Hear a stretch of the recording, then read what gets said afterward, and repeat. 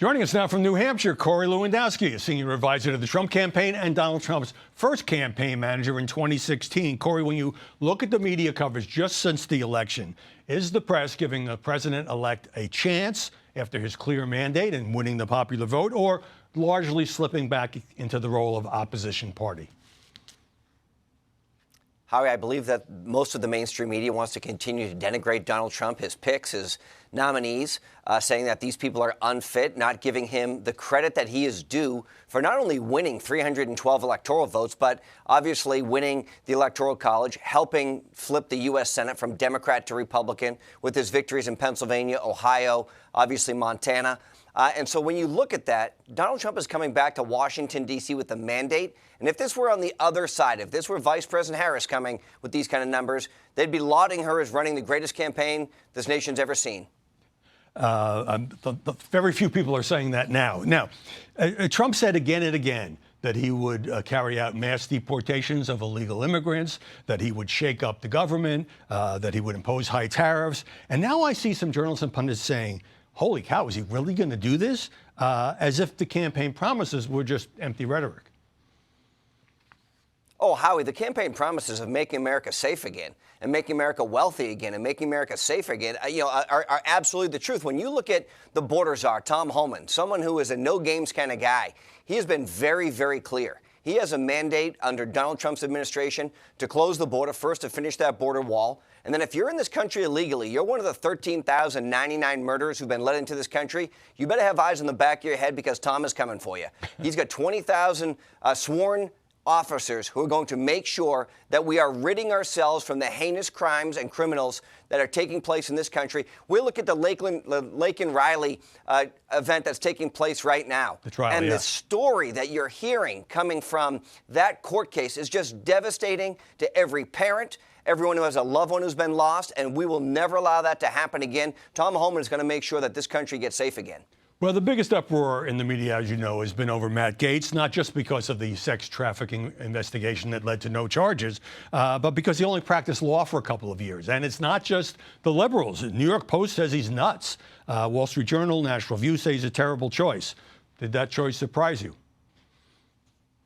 Howie, let me say this. We have seen the weaponization of the Justice Department for the last 4 years. And if Matt Gaetz can go into the Justice Department and put the blindfold back on Lady Justice, which is what it should be, then this country is going to be better for it. Now, if the U.S. Senate does not want to confirm Matt Gaetz, then they will be held account for that. And what I mean by that, Howie, is Donald Trump has nominated his choice for the Attorney General. And we're going to use every lever of power, all the political influence that we have, to make sure that Matt Gaetz has a fair hearing. And then those U.S. senators will be on the record to their constituents saying why the President of the United States should not have the right to have his own choice for Attorney General. Remember, Eric Holder, who was held in contempt of Congress, was Barack Obama's quote-unquote wingman.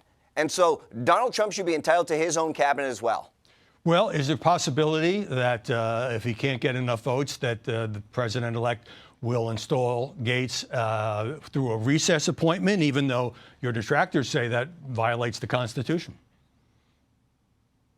Look, I believe that's a Senate protocol issue where Senate Majority Leader Thune would have to go into recess and make those appointments. I know that conversation has been had in the sense of Senator Thune, when he was running for Majority Leader, said he was open to Senate appointments during a recess process. I haven't spoken to Senator Thune about that, but I can tell you this. I have had the chance to speak with former Congressman and designee Gaetz. I know that we are all in as a team for him and full court press ahead and holding senators accountable, particularly with Elon Musk's resources and Donald Trump's political capital that we will use to make sure every Trump nominee gets through. Well, Elon Musk has plenty of resources. My former Fox colleague, Pete Hegseth, highly decorated Afghanistan and Iraq War veteran, combat veteran, is drawing media criticism because he's never run a large organization, let alone a massive Pentagon bureaucracy with soldiers around the world.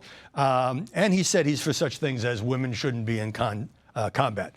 Is that criticism fair?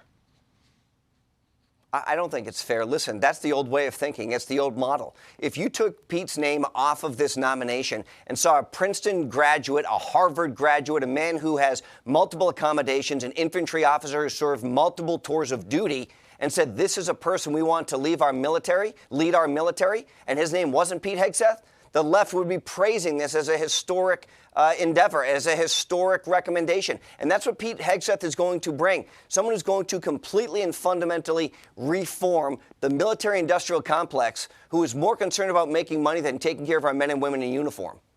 RFK Jr. is drawing heat from the media. That's not a news flash for pushing disputed or debunked theories about Wi-Fi causes cancer, vaccines cause autism, take the fluoride out of water systems.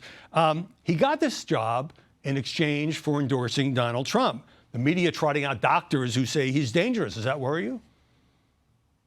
You know what's more worrisome to me is a guy like Anthony Fauci potentially being nominated as a Secretary of Health and Human Services. You know, if you ask those quote-unquote experts and doctors, would you rather have Anthony Fauci or Robert F. Kennedy Jr.? They would probably want to have Anthony Fauci, a man who lied to the American people, forced mandates on people, told us that if we stood 6 feet apart, you wouldn't catch COVID. It was all nonsense. It was all a fallacy. And the American people don't believe the healthcare system anymore because what they were lied to and the way they were lied to during the COVID pandemic. So I want to see, once again, reform happening. Do I agree with RFK Jr. on every issue he stands on? I do not. Do I believe that the items that are going into our children's bodies are harmful? You bet I do. Do I believe that childhood obesity is through the roof? You bet I do. Do I think that there are two different types of food products that are being served if you're in this country or in a different?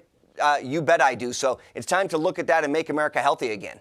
Corey, I've got about half a minute. Isn't President Trump nominating these people to do what he wants done, no matter how much controversy it unleashes? Of course. Listen, this is Donald Trump's administration. This is Donald Trump's party. And this is Donald Trump's Washington, D.C. Him coming to Washington, D.C. with a mandate that was given to him by the American people is to go and bring fundamental and wholesale change to this bloated bureaucracy, whether that's through DOGE, which I think is my kid's favorite acronym now, DOGE, right? The Government Accountability Office. Yeah. Yes, I mean, it's amazing. Look, we're going to find hundreds of billions, if not trillions of dollars of wasteful spending, and we're going to get rid of it. And that's what Donald Trump has pledged, and he's going to fulfill these campaign promises because that's what the American people expect. Corey Lewandowski, thanks very much for joining us from New Hampshire.